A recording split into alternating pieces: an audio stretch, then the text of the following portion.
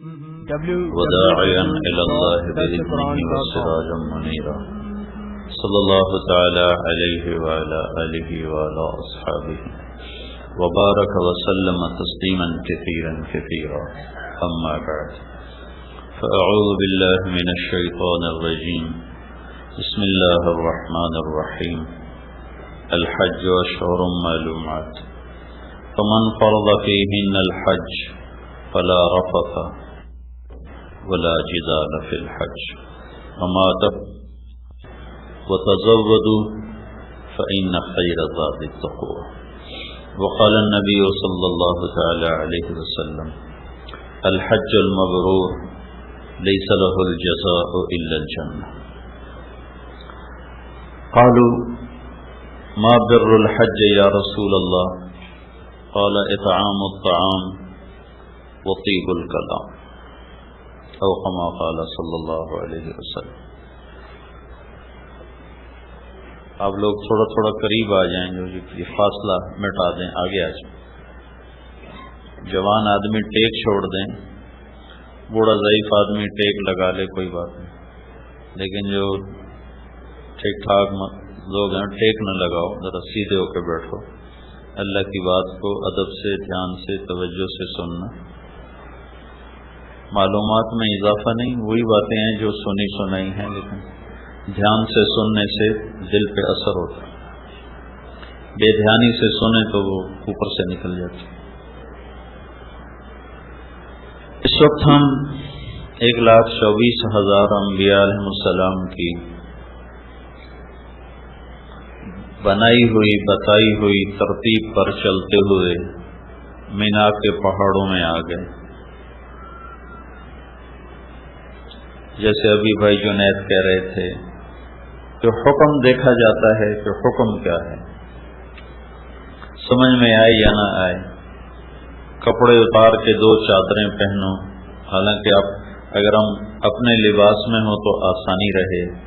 اب کسی کو تہمت باندھنے کا طریقہ نہیں آتا، کسی کو اوپر کی چادر سنبھالنا نہیں آتا، کبھی تہمت ڈھیلا ہو رہا، کبھی چادر گر رہی، کسی نے وہ اس کو گانٹھیں دی ہوئی ہیں، کسی نے اس کو ویسے چپکایا ہوا ہے.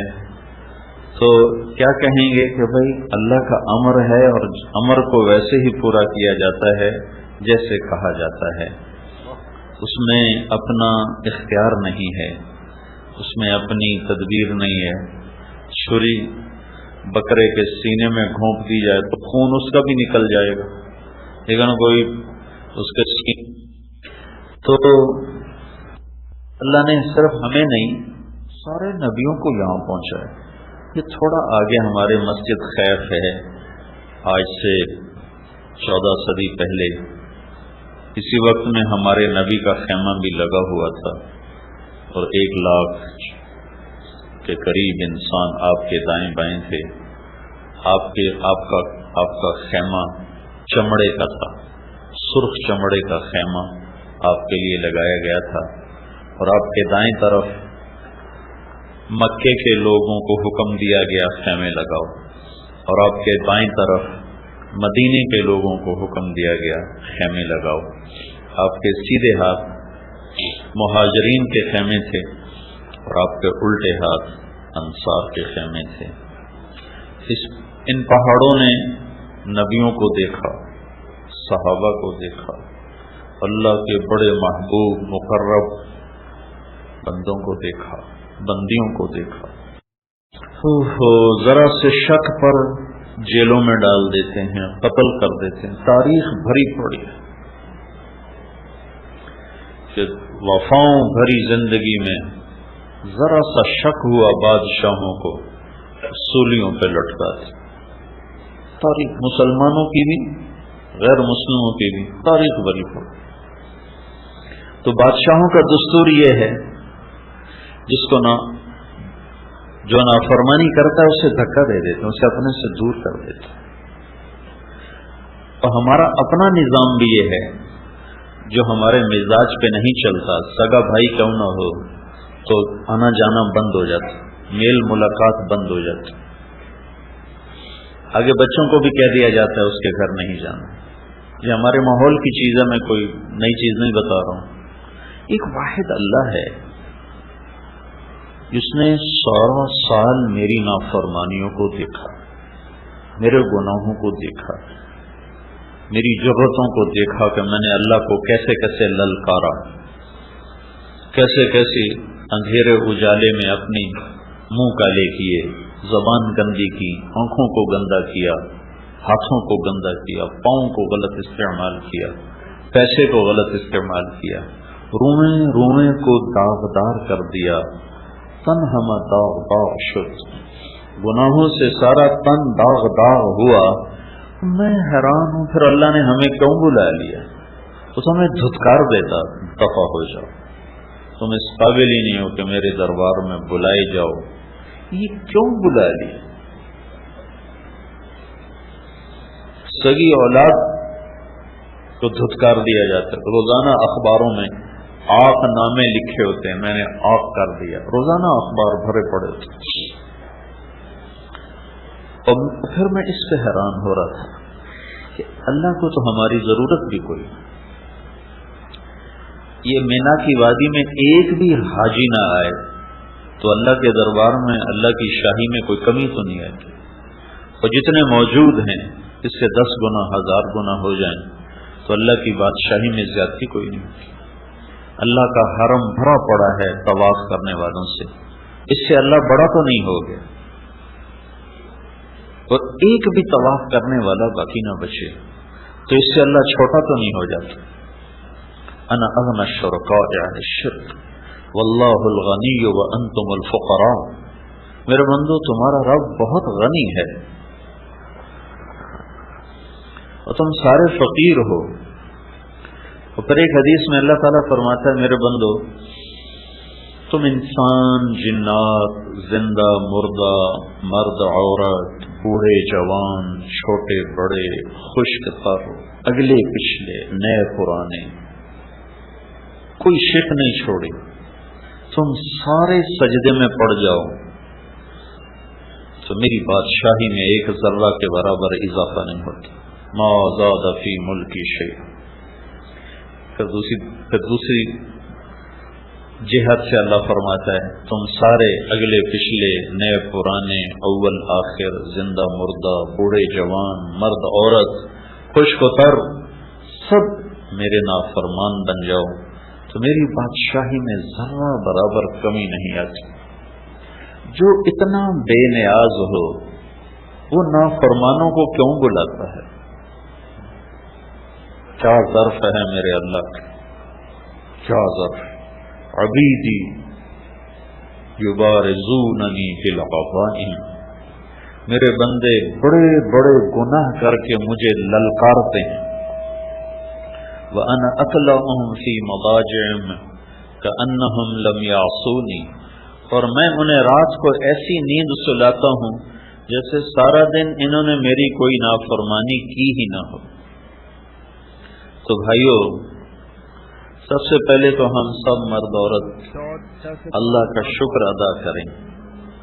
کہاں ہم اور کہاں یہ نکہت گل، نسیم صبح تیری مہربانی،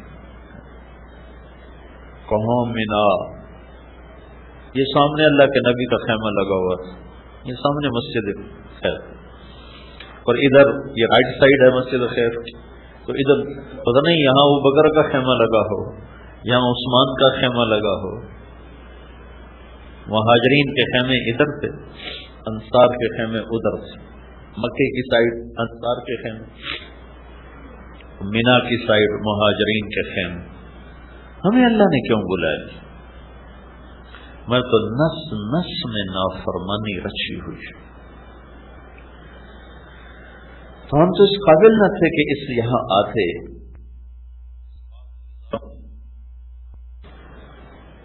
مکے کی ہر شہر تو وہی کھڑے ہیں، ان پہاڑوں کا تو کچھ نہیں بدلا، یہ تو ویسے ہی کھڑے ہیں۔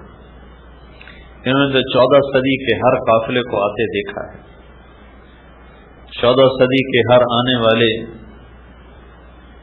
مسافروں کو، حجاج کو دیکھا ہے،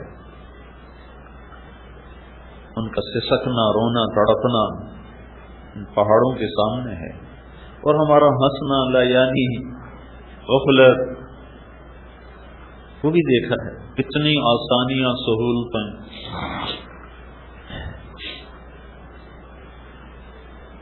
تو بھائیو پہلا ہمیں اللہ کا شکر ادا کرنا چاہیے. تو اس نے ہمیں بلایا ہے. آدمی خود آ سکتا اپنی طاقت سے آ سکتا. میں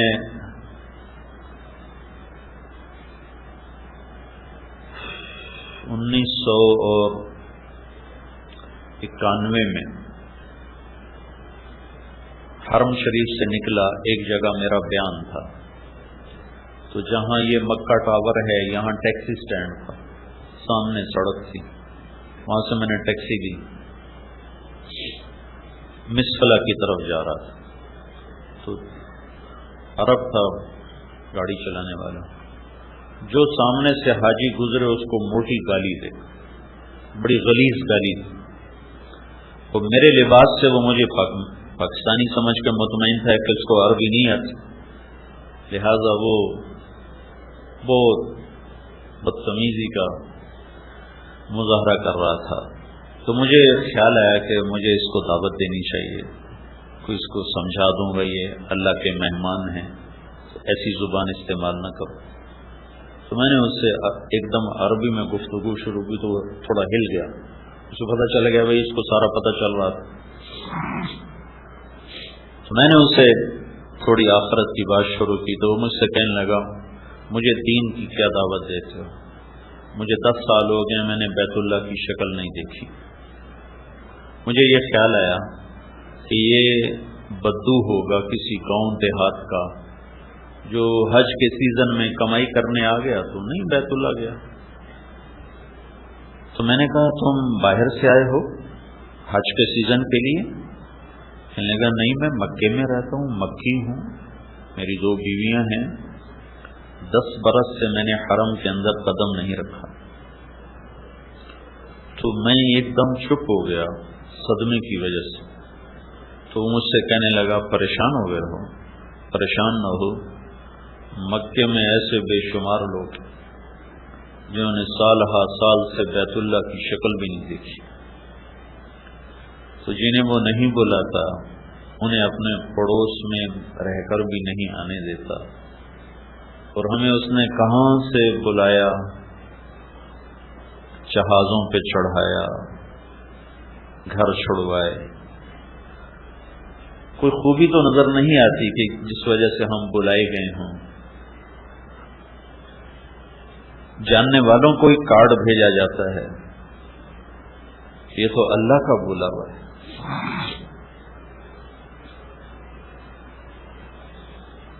تو بھائیو بہنوں, ہم سب پہ شکر واجب ہے کہ یا اللہ تیرا شکر ہے تو نے ہمیں بلایا ہے. میں نے گزشتہ رات بھی بات کی تھی, اس کو پھر دہراتا ہوں, ضروری ہے. حج کا احرام باندھنے کے بعد اللہ 3 چیزوں کا مطالبہ کرتا ہے. فمن فرض فیہن الحج فلا رفث ولا فسوق ولا جدال فی الحج. میرے بندو جب احرام باندھ لو تو اب یہ احرام کی پابندیاں اگرچہ ظاہری طور پر حج سے متعلق ہیں, لیکن 3 چیزوں کا مطالبہ موت تک تم سے کرتا ہوں. لا رفث, زبان کے غلط استعمال سے توبہ کر لو, مرتے دم تک اپنی زبان کو غلط استعمال نہ کرو. آپ نے حضرت معاذ بن جبل سے فرمایا معاذ تمہیں سارے دین کا خلاصہ بتاؤں. سارے دین کا خلاصہ کہ جی کیا ہے؟ تو مجھے دیکھیں آپ نے ایسے کیا, فزیکلی کر کے دکھایا. یہ نہیں فرمایا زبان پہ قابو پاؤ, یہ نہیں فرمایا, کیوں کیا؟ معاذ وہ شخص ہیں جن کے ہاتھ میں قیامت کے دن علماء کا جھنڈا ہوگا, تو ان کو ایسے سمجھایا جیسے بچے کو سمجھایا جاتا. ایسے کیوں کیا؟ کہ دین کا مشکل ترین کام ہے اس زبان پہ قابو پانا. تو معاذ کہنے لگے یا رسول اللہ زبان پہ پکڑ ہوگی تو آپ نے فرمایا معاذ کیا کہتے ہو؟ سب سے زیادہ جہنم میں دھکا دینے والی زبان ہے۔ تو اللہ کا ہم سے مطالبہ ہے جب تم اس پاک وادی میں آئے ہو تب اس زبان کی وَإِذَا تَصَابَتْ أُمَّتِي سَقَطَتْ مِنْ عَيْنِ اللَّهِ، جب میری امت گالیاں نکالنا شروع کرے گی تو اللہ کی نظروں سے گر جائے۔ ہمارے چھوٹے چھوٹے بچے گالیاں نکالتے،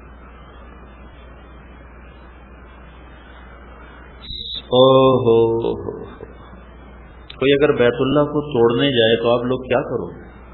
اس کی بوٹی بوٹی کر دو، بیت اللہ کو گرا رہا ہے۔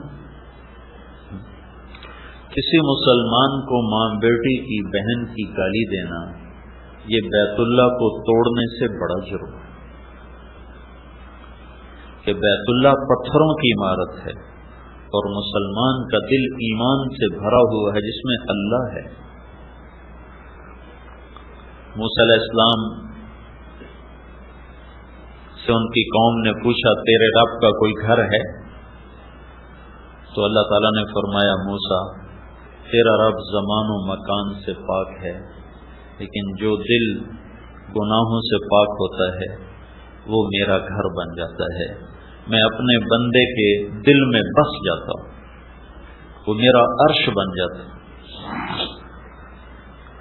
تو یہ ایک مطالبہ ہے زبان پہ قابو، صرف احرام تک نہیں، پوری زندگی، ساری زندگی سہتے رہو، چپ رہو۔ چپ رہنے میں بھی بڑا مزہ ہے، جواب دینے کا بھی ایک مزہ ہے، وہ وقتی سا ہوتا ہے۔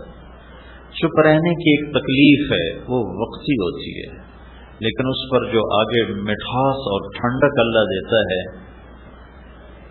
شہد بھی کیا چیز، رس گلے اور رس ملائیاں بھی کیا چیز ہیں، پی جا ایام کی تلخی کو بھی ہنس کے ناصر، غم کے سہنے میں بھی قدرت نے مزہ رکھا۔ چپ اوہ نہ کر لبوں کو سی، عشق ہے دل لگی نہیں، سینے پہ تیر کھائے جا، آگے قدم بڑھائے جا۔ تو یہ ایک مطالبہ ہے تمام مردوں عورتوں سے جنہوں نے احرام باندھا ہے، لا رفث، تالا لگا دو،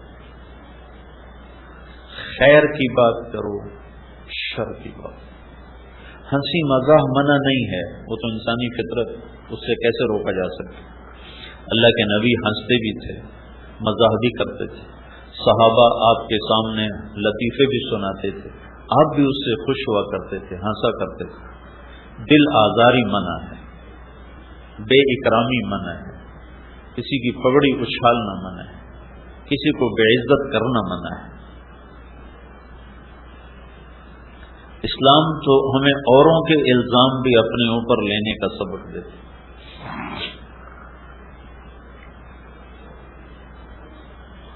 زبان پہ قابو،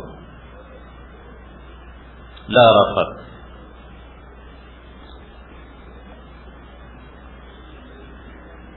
دوسرا مطالبہ ہے ولا فسوق، ولا فسوق۔ تمہاری زندگی میں جتنے کبیرہ گناہ شامل ہیں انہیں نچوڑ دو، آج دھو دو، اپنی زندگی سے نکال دو۔ عبادت کی سستی ہے، توبہ کرو، معاملات کی سستی ہے، توبہ کرو، اخلاق کی سستی ہے، توبہ کرو، معاشرت میں سستی ہے، توبہ کرو۔ بندوں اور تمہارے درمیان معاملات خراب ہیں تو اس کو بھی ٹھیک کرو، تمہارے اور تمہارے رب کے درمیان معاملات خراب ہیں تو اس کو بھی ٹھیک کرو۔ خلوت و جلوت کو اللہ سے آباد کر دو، لا فسوق۔ صرف حج کا مطالبہ نہیں، حج میں خاص طور پر ہے، اور موت تک کا مطالبہ ہے کہ اب ہماری تمہاری دوستی ہوگی، ہم نے تمہیں اپنے گھر بلایا ہے، تو میرے گھر آنے کے بعد تم مجھ سے بے وفائی نہ کرو۔ اور عاشقانہ انداز میں بلایا، اگرچہ ہمارے انداز عشق نہیں ہے، لیکن حج کا مطلوب اصل میں عشق ہی ہے، اس لیے ہمیں عاشقانہ لباس پہنا ہے۔ زیب و زینت عاشق نہیں کیا کرتے، عاشق جو ہوتے ہیں وہ زیب و زینت سے بیزارت، عاشق ہوں میں عشق کماں میں دل رکھیں وانگ پہاڑوں ہو، سہ سہ بدیاں ہزار غلام میں کر جانے باغ بہاروں ہو، منصور جے چک سولی دتے جڑے واقف کل اسراراں ہو، سجدیوں سر چائیں نہ باہو تھوڑے کافر کہن ہزاراں ہو، عاشق سوئی حقیقی جڑا قتل معشوق دے مننے، سر نو جوڑے تے منہ نہ موڑے پاویں 100 تلواراں کھنے، سچا عشق حسین دا باہو سر دتے تیراز نہ بننے۔ یہ عاشقانہ انداز ہے۔ زیب و زینت بیوی کو بھی نہیں دیکھ سکتے،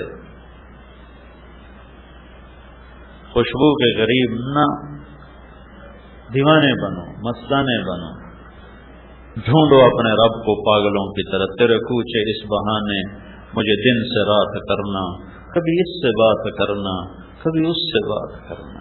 یہ اللہ کو پا لینے کا سفر ہے۔ لا الہ الا اللہ کلمہ معرفت ہے، اللہ کی پہچان کلمے سے۔ نماز اس کلمے کو تعلق سے بدلتی ہے، زکوٰۃ اس تعلق کو محبت سے بدلتی ہے، روزہ اس محبت کو عشق سے بدلتا ہے، اور حج پھر عاشق کا سفر ہے معشوق کو ڈھونڈنے کا اور پا لینے کا۔ اس لیے طواف ہے، پھیرے لگ رہے ہیں، پھیرے لگ رہے ہیں، کپڑے اترے ہوئے ہیں۔ کہتا ہے لاہور کراچی کی مسجد میں جاؤ تو اچھے کپڑے پہنو، خذوا زینتکم عند کل مسجد، اچھے کپڑے پہنو، بدبودار نہ ہو، صاف ستھرے ہو کر جاؤ۔ اور جب ادھر بلاتا ہے تو اللہ کے نبی سے پوچھا گیا ای الحاج افضل، یا رسول اللہ سب سے اچھا حاجی کون ہے؟ الشیخ الطفل، جس کے سر میں مٹی پڑی ہوئی ہو، بال بکھرے ہوئے ہوں اور جوئیں اس کے سر سے گر رہی ہوں۔ جو مارنے کا بھی حکم نہیں، اگر جوئیں پڑ جائیں تو جوئیں مارنے کا حکم نہیں۔ اب ہمارا احرام تو ہوتا ہے 2 دن کا، وہ جو لوگ احرام باندھتے تھے اور پھر پیدل چل کے آتے تھے تو 2 ہفتے کا احرام ہوتا تھا، بڑے بڑے بال ہوتے تھے، مٹی گرد و غبار، جوئیں جنم لیتی تھیں، تو مارنا نہیں ہے، خارش برداشت کرو۔ تو کہا شیخ الطفل، جو بالکل دیوانہ ہو، مستانہ ہو، مجنونانہ ہو، وہ سب سے بہترین حاجی۔ کیوں کہ اس میں عاشقی کا رنگ زیادہ ہے، اس میں دیوانگی کا رنگ زیادہ ہے۔ ایک لڑکی بیت اللہ کا طواف کر رہی تھی، وہ کہہ رہی تھی ابا الحب ان یخفى فکم قد کتمته فاصبح عندي قد اناق وطنبا۔ محبت سے بہت اپنے آپ کو بچایا اور محبت نے خیمے گاڑ ہی دیے تو دل پہ قبضہ جما ہی لیا، اور مجھے کسی کا دیوانہ بنا ہی دیا، نہ مجھے اپنا چھوڑا نہ کسی اور کا چھوڑا۔ تو جنید بغدادی رحمۃ اللہ علیہ 7 طواف کر رہے تھے، انہیں جب یہ شعر سنے تو انہوں نے کہا لڑکی تو بہت بے ادب ہے، بیت اللہ میں ایسے شعر پڑھتی ہیں۔ تو اس نے پھر شعر پڑھا لولت تقالم احجر عن طیب الوطن، جنید غلط نہ سمجھ میری بات کو، رات کے اندھیروں میں اللہ کے گھر کے طواف عشق ہی کرواتا ہے، تجھے اتنا بھی نہیں پتا میں کس کے عشق میں کہہ رہی ہوں۔ تو جنید رحمت اللہ علیہ ذرا چھٹ کے سنبھلے کہ یہ لڑکی تو کچھ اور ہے۔ پھر اس لڑکی نے کہا جنید کس کا طواف کر رہے ہو؟ تو انہوں نے فرمایا بیت اللہ کا۔ تو وہ ہنسنے لگی اور یوں آسمان کی طرف نگاہ اٹھائی اور کہنے لگی یا اللہ تیرے بھی بندے کیسے دیوانے ہیں، تجھے چھوڑ کر پتھروں کا طواف کرتے ہیں، تیری بجائے پتھروں کا طواف کرتے۔ تو جنید فرماتے ہیں میں غش کھا کے گر گیا اور پھر مجھے اندازہ ہوا کہ وہ کس مقام کی بچی تھی، میں اس کو غلط سمجھا تھا۔ تو حج کا سفر اصل تو اللہ کو ڈھونڈنے کا سفر۔ اب یہ یہ حج ٹور والوں نے سہولتیں دینے کے چکر میں سارا حج لڑائی بنا دیا، ہمیں یہ نہیں ملا، ہمیں وہ نہیں ملا، ہمیں یہ نہیں دیا گیا، ہمیں وہ نہیں دیا گیا۔ وہ اصل جو تصور تھا وہ ختم ہی ہو کے رہے۔ کھانا ایسا تھا، بس ایسی خراب تھی، جگہ اتنی تنگ تھی، ہوٹل اچھا نہیں تھا۔ جس رب نے بلایا تھا کہ تیرا میرا کچھ تعلق ہو جائے، وہ تو محوی ہو گیا، بلبلیاں ہو گئی۔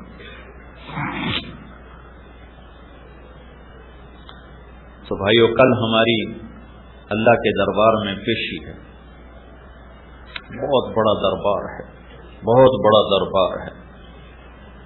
جتنے بھی گناہ ہیں نا، کل اللہ سے مانگ لو کہ اللہ تعالیٰ فرماتا ہے عرفہ کے دن، میرے بندو آج اتنے گناہ لے کر آؤ جتنے بارش کے قطرے ہیں۔ ہم اتنے کر سکتے؟ اتنے گناہ لے کر آؤ جتنے ریت کے ذرے ہیں، اتنے کوئی کر سکتے؟ اتنے گناہ لے کر آؤ جتنے درختوں کے پتے ہیں، اتنے گناہ لے کر آؤ جتنے گردش ایام میں، جب سے ٹائم شروع ہوا، ٹائم اربوں سال پہلے ٹائم شروع ہوا، اس دن سے آج تک جتنے دن رات بنے ہیں اس کے برابر گناہ لے کر آؤ، اس سارے کے مجموعے کے برابر گناہ لے کر آؤ۔ آج میں معاف کرنے کے لیے آیا بیٹھا ہوں، تمہارے دو بول کا منتظر ہوں گا کہ تم کو یا اللہ معاف کر، میں سارے ہی معاف کروں۔ تو اللہ کا دوسرا مطالبہ ہے گناہ چھوڑ۔ اس کا مطلب یہ نہیں کہ یہ فرشتہ بن جائے گا، اس سے پھر بھی ہو جائے گا۔ نیک آدمی سے بھی گناہ ہوتا ہے، لیکن وہ گناہ کر کے پچھتاتا ہے، روتا ہے۔ اور عادی نافرمان سے بھی گناہ ہوتا ہے، وہ اکڑتا ہے، دلیر ہوتا ہے، دونوں میں یہ فرق ہو جاتا ہے۔ اس لیے علماء کہتے ہیں نیک لوگوں کی کمیاں نہ پکڑو، نیک لوگوں کی کمیاں نہ پکڑو۔ کیوں کہتے ہیں؟ صحابہ کے بارے میں زبان بند رکھو۔ خود اللہ کے نبی نے فرمایا اللہ اللہ فی اصحابی لا تتخذوهم غرضا من بعدی، کہ میں تمہیں اللہ سے ڈراتا ہوں میرے صحابہ کے بارے میں کبھی بات نہ کرنا، ان کو کبھی تنقید کا نشانہ نہ بنانا۔ وہ فرشتے نہیں، انسان تو ان سے خطائیں ہوئی ہیں، لیکن ان کی خطاؤں پہ گفتگو نہ کرنا، ورنہ اللہ تمہیں پکڑ لے گا۔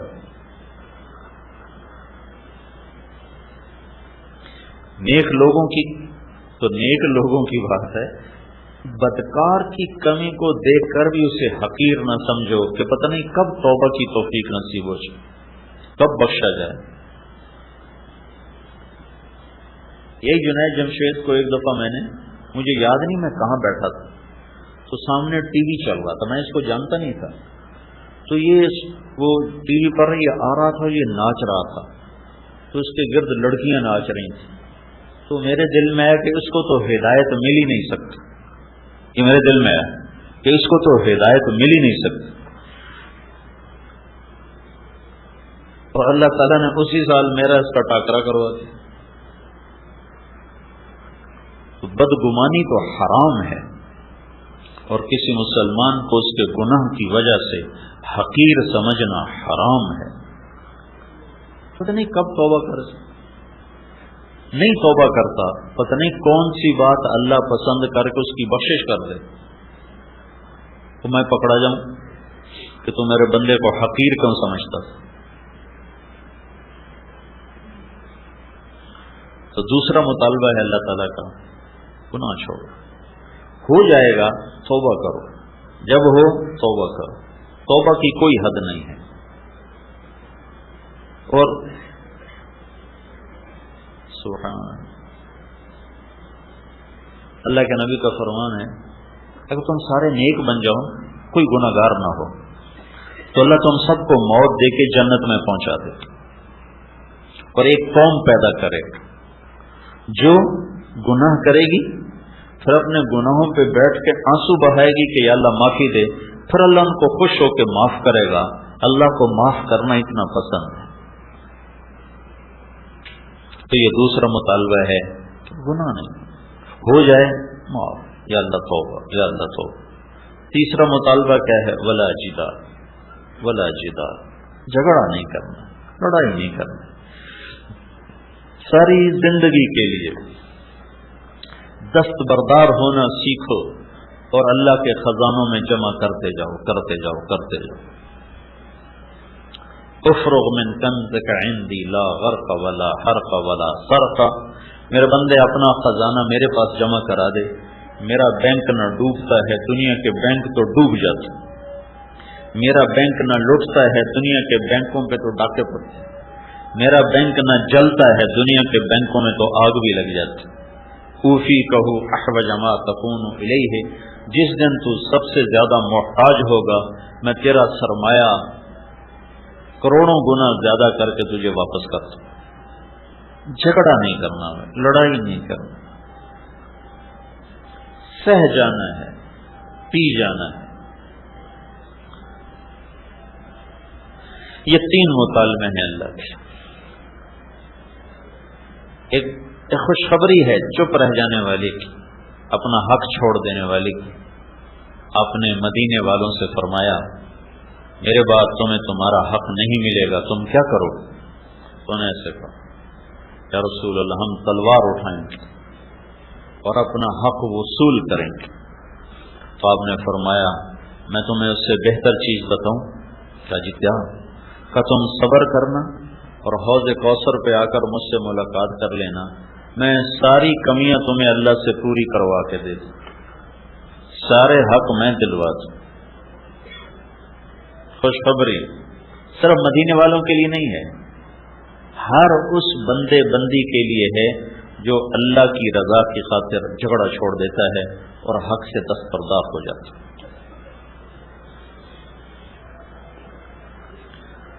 تو یہ ایک مطالبہ ہے احرام کے دوران، اور اس کو پیش کیا گیا ہے موت تک، کہ موت تک یہ زندگی اپناؤ۔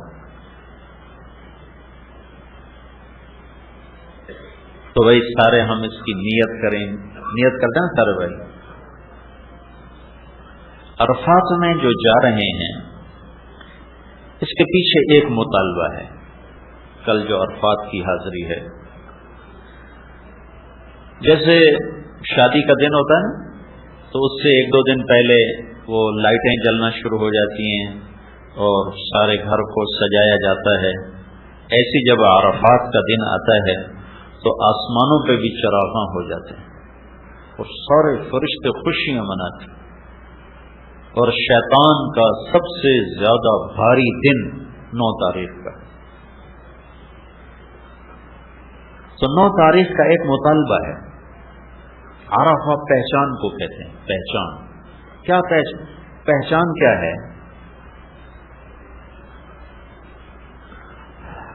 آدم علیہ السلام کو اللہ نے آسمان سے اتار کے سری لنکا پہنچایا اور حوا کو شام میں پہنچایا۔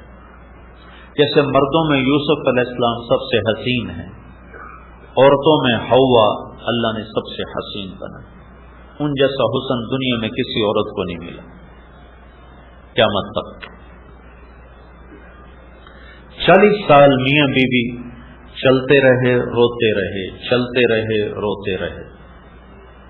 40 برس کے بعد چلتے چلتے جبل رحمت کے قریب ایک طرف سے آدم علیہ السلام چل کے آ رہے تھے اور دوسری طرف سے اماں جان چل کے آ رہی تھیں، اور دونوں کا ٹاکرا اور آمنا سامنا اس میدان میں ہوا، پہچان کا میدان، عرفات پہچاننے کا میدان۔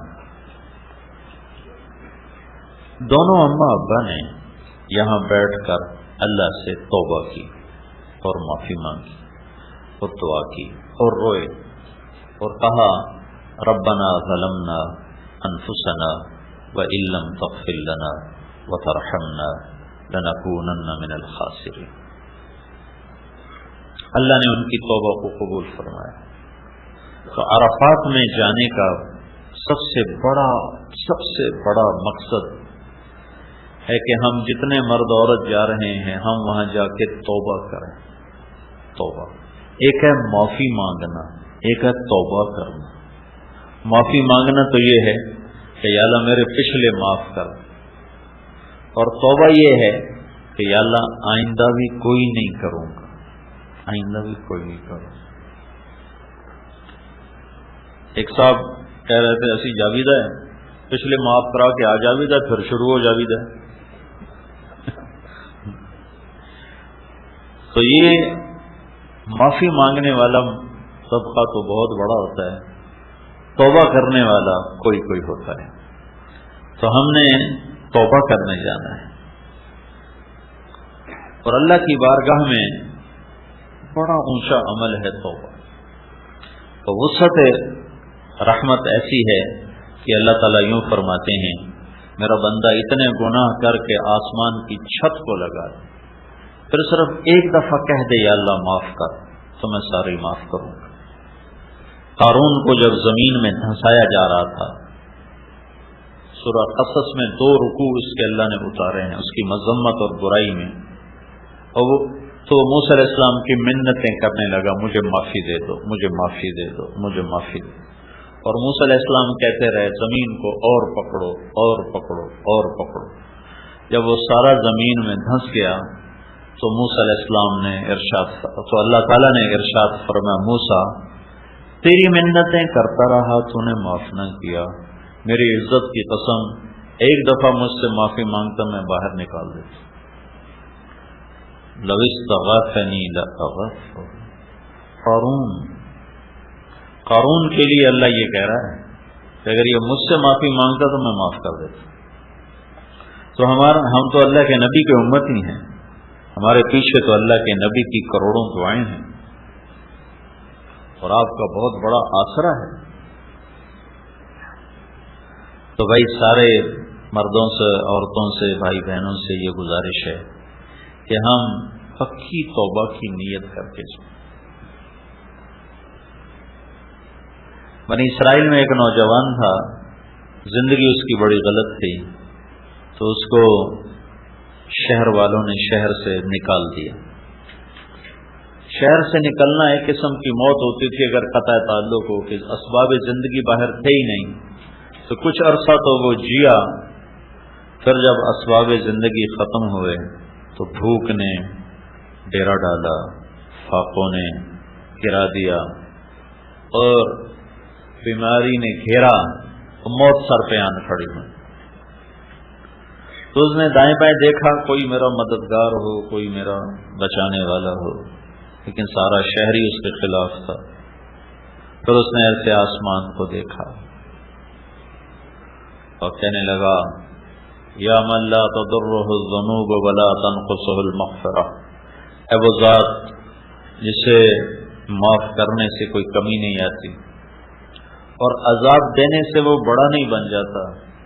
مجھے سب نے چھوڑ دیا ہے، میں نے ساری زندگی تیری نافرمانی کی، میں تجھ سے معافی مانگتا ہوں، مجھے معاف فرما دے.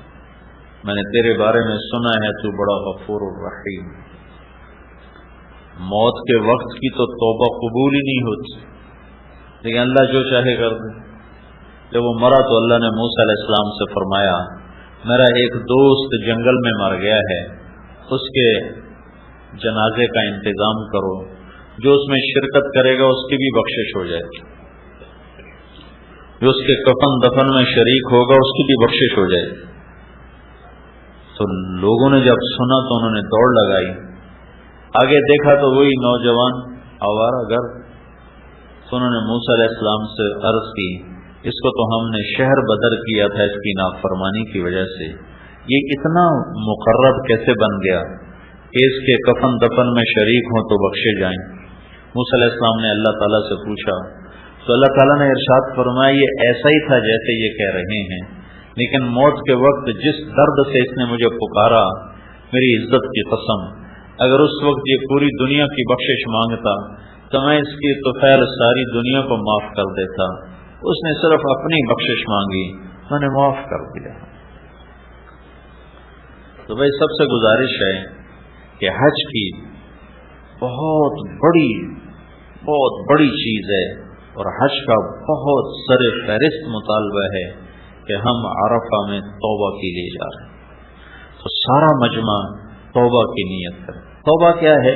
جو پچھلے گناہ کیے یا اللہ وہ معاف کر دے، جو آئندہ زندگی اس میں نہیں کروں گا، سب معاف ہو. ہاں کسی کا حق دبایا ہوا ہے، وہ گناہ معاف ہو گیا، حق معاف نہیں ہوا، وہ واپس کرنا ہوگا. اللہ کے نبی نے فرمایا کہ شہادت ہر گناہ دھو دیتی، لیکن اگر شہید بھی کسی کا حق مار کے مرا ہوگا تو اللہ اسے قیامت کے دن بولے شہید شہید، نبیوں کے بعد جن کے درجے ہیں شہید. اللہ تعالیٰ فرمائیں گے اس کا حق ادا کرو جو تو نے دبایا تھا. وہ کہے گا یا اللہ وہ تو لاہور میں تھا، کراچی میں تھا، پشاور میں تھا، پنڈی میں تھا، یہاں تو نہیں. تو اللہ تعالیٰ فرمائیں گے میں نے وہ منگوا لیا ہے، ادا کرو. کہ جی کدھر ہے؟ جاؤ فرشتوں سے اللہ کہے گا اس کو جہنم میں لے جاؤ. تو جہنم کے 7 حصے ہیں، جہنم، حطمہ، لظہ، سعیر، سقر، جحیم، حاویہ. حاویہ منافقین کے لیے ہے، وہ حق حاویہ میں پڑا ہوگا. شہید جہنم کے سارے حصوں سے گزرتا ہوا حاویہ میں آئے گا اور اسے اٹھا کر اوپر جائے گا. جب کنارے پر آئے گا تو اللہ دھکا دے گا اور پھر نیچے گرے گا. یہ شہید کے ساتھ معاملہ ہے. تو عام آدمی اگر کسی کا حق مار کے مر گیا تو وہ کدھر جائے گا؟